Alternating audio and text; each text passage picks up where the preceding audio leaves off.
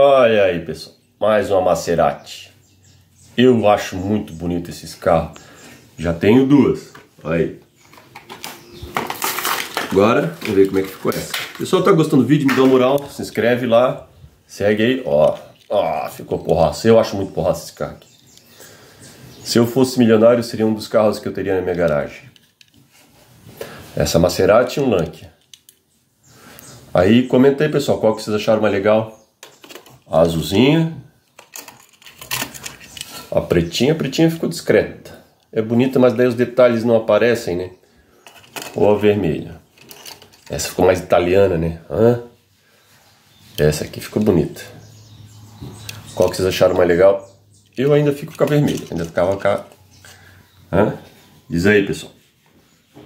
Valeu!